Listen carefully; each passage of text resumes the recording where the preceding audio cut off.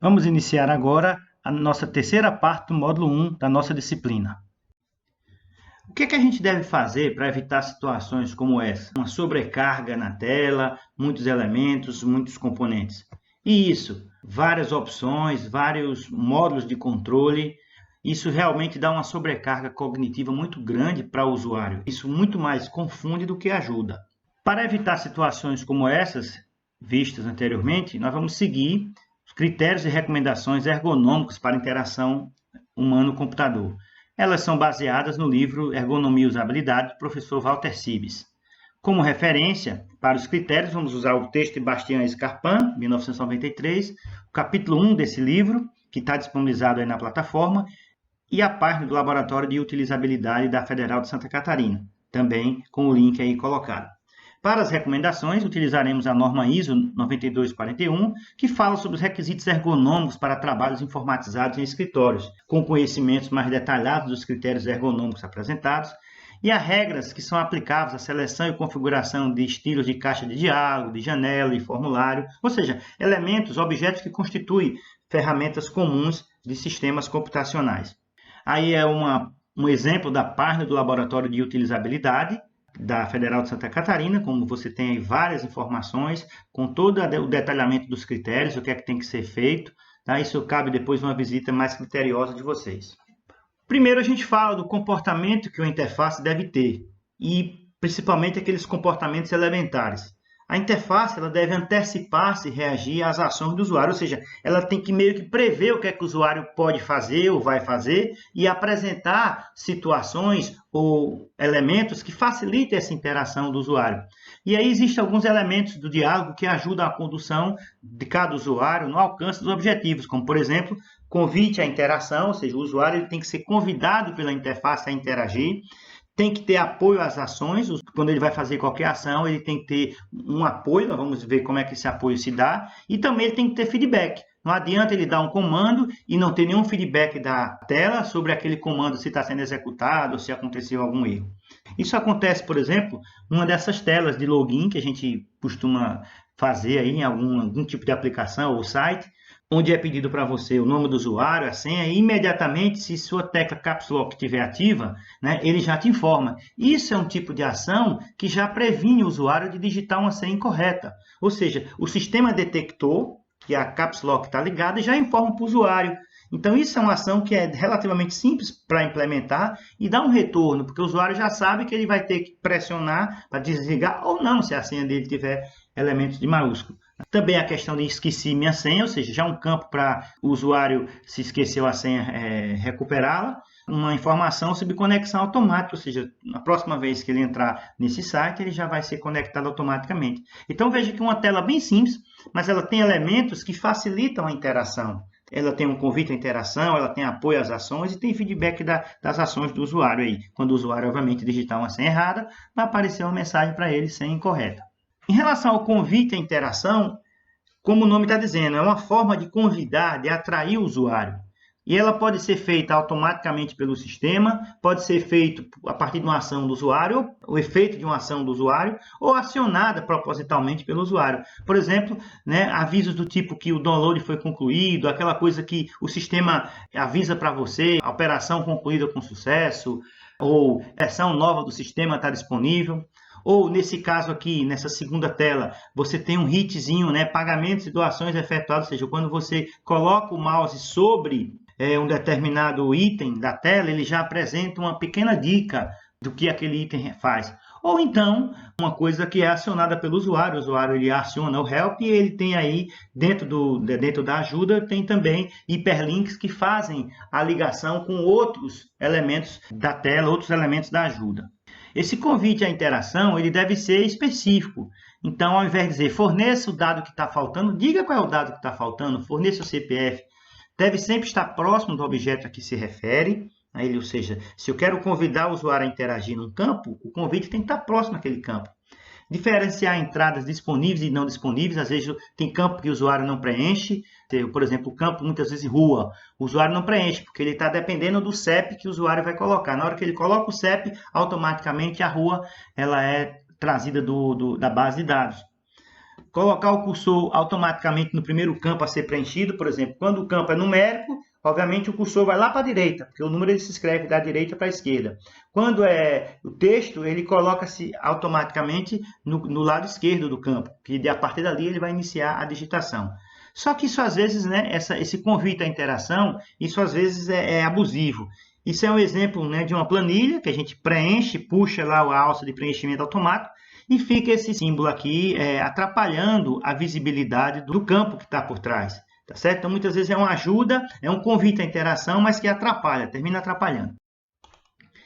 Em relação ao apoio às ações do usuário, nós temos que facilitar as ações de entrada de dados e comandos por meio de recursos que proporcionam a diminuição da sua carga de trabalho. Então, por exemplo, você vai ter seletores, né, botões, não para o usuário ter que decorar o comando, ele visualiza o que é que ele quer fazer, as opções que ele tem para fazer. Valores que são default, ou seja, aqueles valores que são padrão, que o usuário só muda se for realmente necessário. Por exemplo, você está lá, data de pagamento, você já bota a data de pagamento como default aquele dia. Se o usuário quiser mudar, ele vai lá e muda no calendáriozinho que aparece a data de pagamento de um título qualquer. Deve fornecer informações de status, por exemplo, quais os itens que estão selecionados, quais os botões que estão ativos e principalmente identificar com clareza os campos obrigatórios. Muitas vezes você está preenchendo um formulário de cadastro e você esquece ou você não visualiza que aquele campo é obrigatório. Quando você termina, dá o enviar, ele dá a mensagem, campo obrigatório não preenchido. Aí você muitas vezes tem que refazer todo o preenchimento. Em algumas vezes ele retorna de onde você parou, só o que é que está faltando, mas muitas vezes você perde todo aquele preenchimento.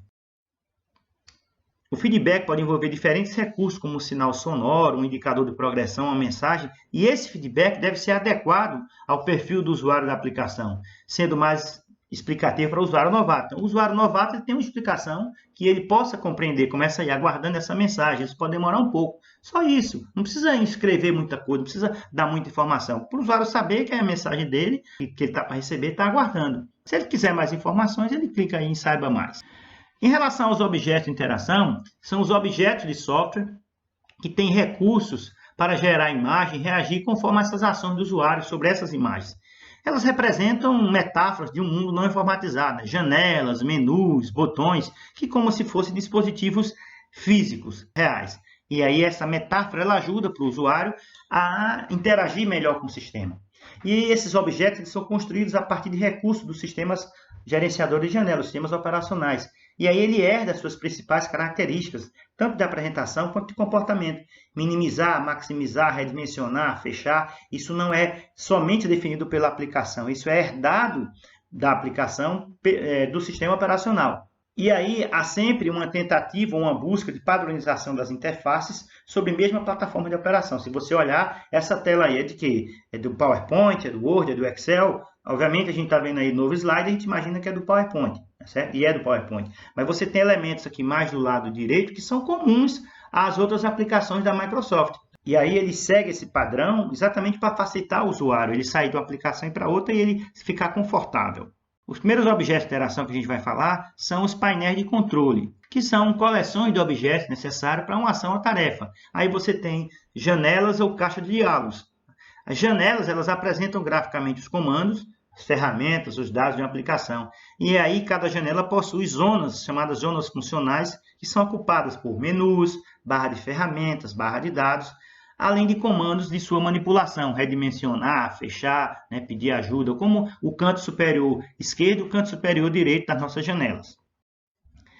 Essas janelas elas devem possuir um título único, curto, significativo, ninguém precisa colocar um nome bem grande da janela. Explorador de arquivo, painel de controle, centralizado ou alinhado à esquerda, geralmente é mais alinhado à esquerda. Deve ter um layout padronizado para toda a aplicação, com diagramação equilibrada, ou seja, os elementos são distribuídos de forma equilibrada, com que causem um bom impacto visual, um layout bonito. Para não haver sobrecarga, o conteúdo deve ser pertinente, oportuno e limitado. Porque também não adianta a gente sobrecarregar a janela com muita informação. O que a gente deve destacar são os comandos e as informações principais, que devem estar bem à vista do usuário. Em muitas aplicações também, o usuário ele pode comandar a criação ou a abertura de outras janelas. E aí você tem sobreposições de janelas. E aí vai ter uma competição pelo foco do usuário.